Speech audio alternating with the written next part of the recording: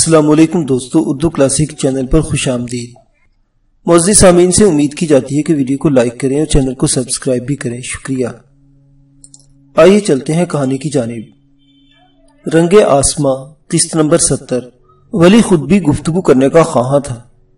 اس کے طاقتور اور خوفناک سانپ کے تعاقب والے واقعے کے بارے میں معلومات حاصل کرنا چاہتا تھا، اس لیے وہ بینچ پر کھنچ کر اس کے بیٹھنے کے لیے جگہ بنانے لگا، مگر کھچاکھچ بھرے ہوئے ڈبے میں یہ مشکل تھا اور کوئی بھی اس پر آمادہ نہ تھا کہ سپیرے کو اپنے قریب بیٹھنے دے۔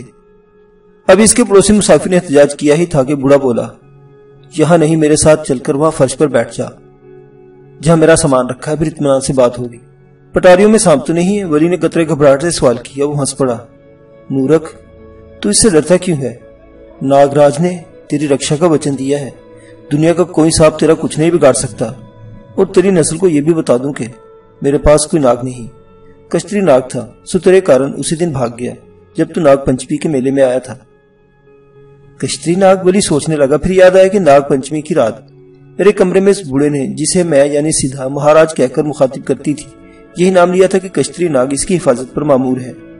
ولی ابھی جواب نہیں دے پایا تھا کہ سپیرا پھر بولا، کشتری ناگ کو میں نے بڑی مشکل سے قابو میں کیا تھا، اس کے چھوٹ جانے سے کیول میرا ہی گھاٹا نہیں ہوا، ہم سارے سپیروں کا گھاٹا ہوا ہے، بلکہ ہمارا دھندا تو بگڑ ہی گیا، پرنتو دان بھی کھنڈت ہو گیا۔ تو کیا ہوا؟ کوئی دوسرا دھندا کیوں نہیں کر لیتے؟ ولی نے سادگی سے کہا۔ وہ پھر ہنس پڑا اور بولا، مورخ، بھگوان نے جس کام کے لیے پیدا کیا وہ وہی کرتا ہے۔ ہمیں سانپ کی ودیا کیول پیٹ پالنے کے لیے نہیں دی، جنتا کے دکھوں کو دور کرنے کے لیے بھی دی ہے۔ ہماری ایک برادری ہے، جنم جنم سے یہی کام کر رہی ہے اور جگ کے انت تک یہی کام کرتی رہے گی۔ ہمارے ہوتے اور بھگوان کے سکھائے منتروں کے کارن دنیا کا کوئی آدمی سانپ کے زہر سے نہ مرے۔ ہم صدا سے اسی کوشش میں لگے ہیں، اس لیے بڑے بڑے کشٹ اٹھانے کے بعد میں نے کشتری ناگ کو قابو کیا تھا۔ ناگ داسی بھی دان چکر سے نکل جاتی تو میں کشتری ناگ کے دانت توڑنے میں کامیاب ہو جاتا، اور پھر کہتے ہوئے سپیرے نے پرسوچ انداز میں ایک گہری ہمکاری بھری اور خیالات میں گم ہو گیا۔ اور پھر کیا بابا؟ وہ چونکا اور آگے بولا، پھر کیا؟ پھر اس جگ سے سانپ کا زور صدا کے لیے ختم ہو جاتا، ان کی نسل رہتی، پرنتو ایسی کہ بچے نے کھلونا بنا کر کھیلتے اور گھروں میں پالتے، اور ہم سپیرے سانپ پکڑنے اور بیچنے کا دھندا کر کے آنند اور سکھ وشانت کا جیون بتانے کے قابل ہو جاتے، گلی گلی بھیک مانگتے نہ پھرتے۔ پھر تم کشتری ناگ کو دوبارہ کیوں نہیں پکڑ لیتے؟ ولی نے پوچھا۔ بال کے، یہ کام تیری سہایتا کے بنا نہیں ہو سکتا، مجھے تجھ سے یہی تو بات کرنی تھی، وہ آخر میں اپنے مخصوص لہجے میں بولا۔ پھر اس نے ولی کو بتایا کہ کشتری ناگ پر اس وقت تک قابو نہیں پایا جا سکتا جب تک ناگداسی یعنی میں سیدھا کو شیش ناگ کے اثرات سے نجات نہ دلائی جائے، اس لیے کہ اس کے والدین کی منت کے مطابق شیش ناگ نے سیدھا کی نظر قبول کر لی ہے اور وہ ناگداسی بن چکی ہے۔ کشتری ناگ جو ایک طرح سے سانپوں کی فوج کا سالار ہے، اس کی حفاظت پر مامور کر دیا گیا ہے، اور جب تک کشتری ناگ اس فرض سے سبکدوش نہیں ہو جاتا، کسی طرح کا کوئی داؤ اس پر نہیں چل سکتا، اس کے دانت ٹوٹ جائے۔ صدیوں کی محنت کے بعد سپیروں نے اسے قابو کرنے کا راز پایا تھا، اور بوڑھے سپیرے نے، جو سپیروں کا سب سے بڑا گروہ تھا، جو سب سے بڑا گرو تھا، بڑی محنت اور ریاضت کے بعد اسے پکڑ لیا تھا۔ وہ کامیاب بھی صرف اس وجہ سے ہو سکا کہ اس وقت تک سیدھا سیانی نہ ہوئی تھی۔ شباب آیا تو سیدھا یعنی میرے ماتا پتا کو اس کے بیاہ کی فکر تھی، مگر خود سیدھا کا دل بیاہ کا خیال تک نہ تھا، اس لیے کشتری ناگ کو اس کی خاص حفاظت کی ضرورت نہ پڑی۔ بس کبھی کبھی اسے یا اس کے ماتا پتا کو اپنی جھلک دکھا دیتا، یا کبھی رات کو سوئی ہوئی سیدھا کی چارپائی کے قریب کنڈلی مارے بیٹھا رہتا، تاکہ اس کے ماتا پتا دیکھ لے اور جان لے کہ شیش ناگ غافل نہیں اور انہیں اپنی مانی ہوئی نظر یاد آ جایا کرے۔ اسی طرح ایک طرح کی بے پرواہی کے سبب وہ گرو سپیرے کی تپسیا اور منتر انتر میں جکڑ لیا گیا۔ پھر وہ چھوٹ کیوں گیا؟ ولی نے سوال کیا۔ میں نے بتایا نا کہ کیول تیرے کارن۔ میرے کارن کیوں؟ میں نے کیا کیا؟ ولی نے سادگی سے کہا۔ میرا ولی بہت بھولا تھا۔ سپیرا اسے دیکھ کر اسرار بھرے انداز میں مسکرائے، پھر کہنے لگا، بالک، تو نردوش بھی ہے اور اپرادھی بھی۔ دوشی یوں کہ تجھے کچھ پتہ نہیں، اور اپرادھی اس طرح کے سندر اور بھولا ہے۔ تیری سندرتا اور بھولپن نے سیدھا کا من مو لیا، بس یہی تیرا دوش ہے۔ پھر اس نے آگے بتایا، سیدھا کی زندگی میں تیرے داخل ہونے کے بعد جب اس کے جذبات میں ہی جان آیا اور وہ دل و جان سے تجھ پر فدا ہو گئی تو شیش ناگ کو چنتا کھانے لگی، مگر گرو سپیرے سے کیا ہوا وعدہ صرف اس صورت میں ہی ٹوٹ سکتا تھا کہ کشتری ناگ پر تیرا سایہ پڑ جائے۔ یوں فوراً ہی کشتری ناگ کو اپنی بھولی ہوئی ذمہ داری یاد آ گئی اور وہ منتر اور سپیرے کی گرفت سے نکل گیا۔ بوڑھے نے یہ بھی بتایا کہ صرف اس موقع سے بچنے کے لیے وہ ہمیشہ سائے کی طرح تیری نگرانی کرتا رہا، اور معلومات حاصل کرنے کی خاطر اس نے ولی کے والد کو اپنا شاگرد بنا لیا، جو روزانہ اس کے پاس حاضری دیتے اور ولی کی مصروفیت کے بارے میں بتاتے رہتے۔ ناگ پنچمی کے دن اسے بھی یہی علم تھا کہ ولی گوالیار میں ہے، اس لیے اپنے چلوں کے اصرار پر اس نے اجین کے میلے میں شرکت کر لی اور یہ سانحہ پیش آ گیا۔ بوڑھے نے ولی کے والد چاچا اختر کو اپنے اعتماد میں لے لیا تھا اور ولی کے بارے میں تمام باتیں بتا رکھی تھی۔ میرے اور ولی کے تعلقات، ہاتھ پر بوسے کا نشان آنا اور پھر آئندہ پیش آنے والے واقعات کے بارے میں بھی کافی کچھ بتا رکھا تھا، لیکن چونکہ اختر چاچا کو اطمینان دلا دیا گیا تھا کہ ولی کو کوئی نقصان نہ پہنچے گا، اس لیے وہ اپنے بیٹے کی طرف سے بے فکر تھے اور بوڑھے سپیرے کے ساتھ اس کے مشن کی کامیابی کے لیے ایک وفادار چیلے کی طرح کوشاں تھے۔ ولی مجھ سے کہتا تھا، سدھا، اگر یہ مشن واقعی پورا ہو جاتا تو یہ دنیا کا ایک محیر العقول اور حیرت انگیز کارنامہ ہوتا، مگر شاید مشیت ازدی یہ نہ تھی کہ اس کی تخلیق میں ایسا تصرف ہو کہ اس کی نوعیت ہی بدل جائے۔ ولی کے ہاتھ پر مہر کی علامت ظاہر ہو چکی تھی، مگر سپیرے کے بقول دوسری علامت یعنی علم جوتش میں دخل کا علم چاچا اختر کو نہ تھا، اس لیے وہ خاموش رہے، کیونکہ انہیں بھی یہ تاکید تھی کہ نہ اس کے بارے میں کبھی وہ ولی سے دریافت کریں، نہ ذرا بھی توجہ دلائیں گے، بلکہ از خود انکشاف ہو جانے کا وقت کا انتظار کریں، ورنہ مشن کو اور خود ولی کو بھی نقصان پہنچنے کا اندیشہ تھا۔ بہرحال اب تک ہر بات اپنے مناسب وقت پر اور سپیرے کے علم کے مطابق مقصد سے پوری موافقت کے ساتھ رونما ہو رہی تھی۔ ولی کے استفسار پر سپیرے نے مرنے والوں اور ان کے ماتم کرنے والوں کے غم پر بھی بڑے عالمانہ انداز میں روشنی ڈالی اور تفصیلی طور پر ان کے اور ان کے آباء و اجداد کے قصور گنوائے، جن کی پاداش میں انہیں وہ دن دیکھنے پڑے۔ بیٹا، میں نش اپرادھ نہ کرتا تو آج دنیا سکھوں کی راجدھانی نہ ہوتی، اس نے پوچھا، اور پھر کچھ اس قسم کی تشریح کی کہ جب ہم اپنے بڑوں کی نسل ہیں، ان کا خون ہے، اپنے آئندہ نسلوں کو بھی اپنا خون دیں گے، تو پھر اپنے بڑوں کی عادات و اطوار، ان کا کردار، ان کے اعمال و افعال کے عواقب و نتائج بھی ورثے میں مل جائیں تو تعجب کی کون سی بات ہے؟ ان کا بویا ہم کاٹتے ہیں اور ہمارا بویا ہماری آئندہ نسلیں۔ یہی وجہ ہے کہ مذہب بار بار توجہ دلاتا ہے کہ اپنے اعمال پر نظر رکھو، جیسا بو گے ویسا ہی کاٹو گے۔ بونے میں پسند ناپسند کا اختیار ہے، کاٹنے میں نہیں۔ اور ولی نے مجھے یہ بھی بتایا تھا کہ کلام پاک یعنی قرآن شریف کی وہ آیات اسے یاد آ گئی جن کا مفہوم ہے کہ خیر و شر کے عمل کا ایک ذرہ بھی ضائع نہیں ہوتا، واقعی انسان کے اعمال ہی تو ہیں جو اسے مر کر بھی زندہ رکھتے ہیں۔ غرض ہے کہ بوڑھے سپیرے کی باتوں نے ولی کو بے حد متاثر کیا تھا اور وہ اپنے خیالات میں گم ہو گیا اور جانے کیا کیا سوچتا رہا کہ اس کی کپکپاتی ہوئی آواز نے پھر اسے چکا دیا۔ دیکھو تو اب اس کی آنکھوں میں بھی آنسو چھلک رہے تھے۔ اسی لہجے میں بولا، بیٹا، جنتا کی بھلائی کے کارن ہی سارے کشٹ جھیل رہا ہوں، اب تم اس بوڑھے کا ہاتھ بٹاؤ تو میرا کام بھی پورا ہو اور تمہیں تمہاری سیدھا مل جائے۔ تمہاری سیدھا سن کر سادہ لو اور شریف ولی شرما سا گیا اور نظریں نیچی کر لی، پھر جواب میں بوڑھے سپیرے سے بولا، میں تیار ہوں بابا۔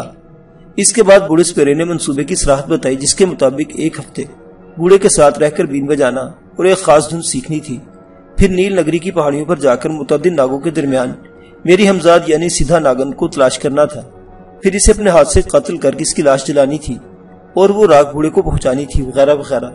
ولی کے لیے پہلا مرحلہ خاصا سخت رہا، تاہم وہ مکمل ہو گیا۔ ویسے بھی بین بجانا کوئی آسان کام نہیں تھا۔ پھپڑوں کو پھلانے کی مشق میں اس بیچارے دیوانے محبوب کا سینہ درد کرنے لگتا تھا، مگر بوڑھے کی ہمت دلانے پر دن بھر لگا رہتا۔ آخر کامیابی ہو گئی۔ بوڑھا سپیرا ولی کو اپنے ہمراہ لے کر ایک جھرنے پر گیا، جہاں شفاف پانی کا ایک تیز دھارا گھومتا ہوا پتھروں سے ٹکراتا بہ رہا تھا اور ایک خاص قسم کی مترنم گونج پیدا ہو رہی تھی۔ اسی سے سر ملا کر بھی ان کی وہ مخصوص دھن سیکھنی تھی ولی کو، وہ بھی اس نے بدقت تمام سیکھ لی۔ بوڑھا مطمئن ہوا تو اس نے ولی کو ایک بیر کے برابر ایک چھوٹا سا پھل دیا کہ اسے حفاظت سے رکھ لو۔ لیکن اس جہاز میں آگ بھڑک رہی ہے۔ علی ریحان کے اس دوسرے اعلان نے سب کو چونکنے پر مجبور کر دیا تھا۔ مسٹر علی، کیا تم اس جہاز کو پہچاننے کی کوشش کر سکتے ہو؟ یہ سیاحت تو نہیں ہے؟ کیپٹن جیمز نے اپنے دونوں ہاتھوں کو بھونپوسا بنا کر بآواز بلند علی سے کہا۔ میں کوشش کر رہا ہوں کیپٹن، علی نے چلا کر کہا۔ نیچے عرشے پر سب لوگ سر اٹھائے اسی کی طرف دیکھ رہے تھے، البتہ شازمہ ریلنگ کے قریب سے اس جہاز کو اپنی دوربین سے بھی دیکھنے کی کوشش کر رہا تھا۔ نہیں، یہ سیاحت نہیں ہے، کوئی اور جہاز ہے۔ ذرا دیر بعد علی نے چلا کر بتایا، وہ کیا مسافر بردار ہے یا پھر؟ یہ نہیں معلوم ہو رہا، علی نے کہا اور پھر مستول سے نیچے اتر آیا۔ اس نے دوربین کیپٹن جیمز کو تھما دی، وہ بھی شازمان کی طرف بڑھا اور اپنی آنکھوں سے دوربین لگا کر اسی سمت دیکھنے لگا۔ ہاؤس بوٹ کی رفتار تیز کر دی گئی، فاصلہ لمحہ بلمحہ گھٹتا رہا، یہاں تک کہ انہیں اپنے ہاؤس بوٹ کی رفتار مدھم کرنا پڑی اور پھر جلتے جہاز سے انہیں تھوڑی دور ہی سمندر میں اینکر پھینکنا پڑا۔ جہاز میں بھڑکتی آگ کی تپش ان تک پہنچ رہی تھی۔ وہ سب اب ریلنگ سے لگے کھڑے متحیرانہ نظروں سے اس بدنصیب جہاز کو جلتا دیکھ رہے تھے۔ جہاز زیادہ بڑا نہ تھا، کبھی اس پر مسافر اور کبھی مالبردار جہاز کا شبہ ہوتا تھا۔ اس کی وجہ قطع بھی انہیں عجیب بھی محسوس ہو رہی تھی۔ جہاز تیزی سے چل رہا تھا اور اب ایک طرف سے جھک کر جیسے سمندر کی ریت میں نصف سے زیادہ دھس چکا تھا۔ دفتنی وہ چونکہ ایک کشتی نے جلتے جہاز کے عقب سے نمودار ہوتی دکھائی دی۔ اس میں چند مسافر سوار تھے، وہ چپوں کی مدد سے کشتی چلا رہے تھے۔ انہیں اندازہ ہوا کہ اسی جلنے والے جہاز کے بدنصیب مسافر تھے۔ ہمیں ان کی مدد کرنی چاہیے، کیپٹن جیمز نے کہا۔ علی اور شازمان ہاتھ ہلا کر ان کشتی سوار مسافروں کو اپنی طرف بلانے لگے۔ انہوں نے بھی شاید ہاؤس بوٹ کو دیکھ لیا تھا۔ اریبا نے دیکھا سوائے شازمان کے سبھی لوگوں کے چہروں پر ایک جوش کے تاثرات تھے، لیکن زمان کا چہرہ بالکل سپاٹ تھا، یوں جیسے وہ کسی گہری سوچ میں مستغرق ہو۔ وہ الجھ سی گئی۔ اتنے عرصے کی رفاقتیں اریبا کو زمان سے تو اتنا مزاج آشنا کر ہی دیا تھا کہ اس کی ایک دم خاموشی کا مطلب بھاپ جاتی تھی۔ اسے لگا جیسے شازمان کچھ جاننے کی کوشش کر رہا تھا۔ کشتی ان کے قریب آئی اور بوٹ کے ساتھ آنے لگی۔ انہوں نے رسیاں کشتی میں پھینکی اور وہ سب اس کی مدد سے ہاؤس بوٹ کے عرصے پر اتر آئے۔ یہ کل 7 افراد تھے۔ ان کے جسم خوب گٹھے ہوئے تھے اور کثرتی نظر آتے تھے۔ قد کے بھی لہیم شہیم تھے، سر گول اور گنجے تھے۔ ان کی بڑی بڑی آنکھوں سے وحشت ٹپکتی محسوس ہوتی تھی۔ ہونٹ موٹے تھے اور جلد کی رنگت تانبے جیسی تھی۔ ان میں 2 عورتیں بھی تھیں، وہ بھی انہی کی طرح دکھائی دیتی تھی۔ ان کے نقوش چپٹے اور کہرے تھے۔ عورتیں دونوں حسین و جمیل تھی۔ ان کے کھڑے ہونے کے انداز میں ہی تیز تراری اور دلربائی نظر آتی تھی۔ ان کے جسمانی پیچ و خم جیسے تراشے ہوئے معلوم ہوتے تھے۔ وہ بھی اپنے ساتھیوں کی طرح صبح خرام اور سروقت تھی۔ ان کے ہلکے برون لمبے بال سمندری ہواؤں میں لہرا رہے تھے۔ یہ سب کھالنما کھلے ڈولے لباس میں ملبوس تھے۔ ان کے ہاؤس بوٹ میں قدم رکھتے ہی کیپٹن جیمز علی شازمان وغیرہ کو ایک سنسناتی ہوئی چپ سی کھا گئی تھی۔ ازابیلا کی بھی گہری سبز آنکھوں میں سراسین کی لہرانے لگی۔ اریبا کی نگاہیں بھی ان پر جیسے جم کر رہ گئی تھی۔ غرض یہ کہ ان ساتوں تنے جنگجو قسم کے افراد کو دیکھ کر ماحول پر ایک جیسے سختہ طاری ہو گیا تھا۔ دفتن انہوں نے بیک وقت عجیب سی ساخت کی خمدار تلواریں اور چاپڑ نکال لیے۔ ان میں ایک جو زیادہ قداور اور فطرت میں خوخار نظر آتا تھا، ہک دک کھڑے ان کی جانب قدم بڑھاتے ہوئے ٹوٹی پھوٹی انگریزی میں بولا، ہم تم لوگوں کو کوئی نقصان نہیں پہنچانا چاہتے جب تک تمہارا ہم سے تعاون قائم رہے گا۔ ادھر ان سبگن کے بارے میں اب تک یہ اندازہ تو ہو ہی چکا تھا کہ انہوں نے دانستہ ایک بڑی مصیبت کو گلے لگا لیا ہے۔ تاہم کیپٹن جیمز نے بے خوف لہجے میں اس جسیم اور قداور آدمی سے مخاطب ہو کر جواب میں، جو ان کا سرگنا تھا معلوم ہوتا تھا، تعاون کے لیے تلوار کا اٹھانا ضروری نہیں ہوتا، ہم اسے اعلان جنگ سمجھیں گے۔ اس کی بات پر قزاقوں کے سردار نے سر اٹھا کر ایک زوردار وحشانہ قہقہ بلند کیا تو اس کے عقب میں کھڑے اس کے ساتھی بھی بدستور اسی طرح تلواریں سونتے ہوئے آگے بڑھے اور سردار کے شانہ بشانہ کھڑے ہو گئے۔ تم کوئی فوجی افسر لگتے ہو، لیکن ہم سے فوجی والی زبان میں گفتگو نہ ہی کرو تو یہ تم سب کے لیے بہتر ہوگا۔ سرگنا کے لہجے میں تہدید تھی۔ ازابیلا نے دیکھ کر خوفزدہ ہو گئی تھی اور اپنے شوہر کے ساتھ جا لگی تھی۔ ایسے ہی وقت میں قزاقوں کے سرگنا نے ازابیلا کو خاص نظروں سے گھور کر دیکھا۔ اریبا اور علی کے چہروں پر سناٹے کا راج تھا۔ شازمان کی آنکھوں سے بھی تشویش کے سائے لہرانے لگے تھے۔ اس نے کیپٹن جیمز سے کہا، کیپٹن میرا خیال ہے لوگ ٹھیک کہہ رہے ہیں۔ یہ کہتے ہوئے جرأت مندانہ انداز میں سرگنا کی طرف چند قدم بڑھا۔ اگرچہ دونوں ہی قد و قامت کے لحاظ سے برابر تھے، مگر ڈاکو کے سردار کا جسم کچھ زیادہ ہی گینڈے جیسا ٹھوس اور تنومند نظر آتا تھا۔ شازمان نے اسے مخاطب ہو کر دوستانہ لہجہ اختیار کرتے ہوئے کہا، ہمارے پاس لٹانے کے لیے کچھ بھی نہیں ہے، یہ بوٹ ہے، لیکن ہمیں اس بات کا افسوس ضرور ہوا کہ تم نے اس جہاز کو جلا ڈالا۔ یہ ہمارا ہی جہاز تھا۔ سرگنا نے وحشانہ نظروں سے شازمان کے چہرے کو گھورتے ہوئے کہا۔ اس کی آواز غراہٹ سے مشابہ تھی۔ اوہ! شازمان نے چونکنے کی اداکاری کی۔ پھر اس سے پہلے کوئی کچھ پوچھتا، اچانک علی نے چلا کر کہا، جہاز ڈوبنے والا، ہمیں جلدی سے نکلنا ہوگا، ورنہ اس کے ڈوبنے کی صورت میں جو بھنور پیدا ہوگا وہ ہم سب کو لے ڈوبے گا۔ سب اس کی بات پر چونکے اور یہ کچھ غلط بھی نہ تھا۔ خبردار کوئی اپنی جگہ سے حرکت نہیں کرے گا۔ سرگنا نے اپنی تلوار فضا میں لہراتے ہوئے تحکمانہ انداز میں کہا، یہ سب ہم سنبھال لیں گے کیونکہ ہم سمندروں کے بیٹے ہیں، لیکن تم سب لوگ وہاں سامنے قطار بنا کر کھڑے ہو جاؤ۔ کیپٹن جیمز اور علی ریحان کے چہروں پر جاہریانہ چمک ابھری۔ ان کے چڑھتے ہوئے تیوروں سے صاف لگتا تھا کہ وہ لڑنے مرنے پر آمادہ تھے، لیکن شازمان نے فوراً ہی مصالحانہ روش اپناتے اپنے ساتھیوں کو فوراً اپنی کمانڈ میں لے لیا اور بولا، جیسا یہ لوگ کہہ رہے وہی کرو، آ جاؤ اس طرف۔ کہتے ہوئے زمان اریبہ کو لے مطلوبہ سمت کی جانب جا کھڑا ہوا۔ کیپٹن جیمز اور علی بھی اس طرف سرک آئے۔ ازابیلا کسی سہمی ہوئی چڑیا کی طرح ہنوز اپنے شور سے چمٹی ہوئی تھی۔ ہم نادانستگی میں ایک مصیبت کو خود ہی گلے لگا چکے ہیں۔ ساتھیوں کے قریب آتے ہی شازمان نے انہیں سرگوشیانہ آواز میں سمجھانے کی کوشش کی۔ ابھی جیسا یہ لوگ کہہ رہے ویسا ہی کرو۔ سرغنہ اجنبی زبان میں اپنے ساتھیوں سے مخاطب رہا۔ پھر اس کے 3 ساتھی، 2 مرد اور ایک عورت کیبن کی طرف بڑھ گئے۔ باقی 4 سرغنہ سمیت وہیں کھڑے رہے۔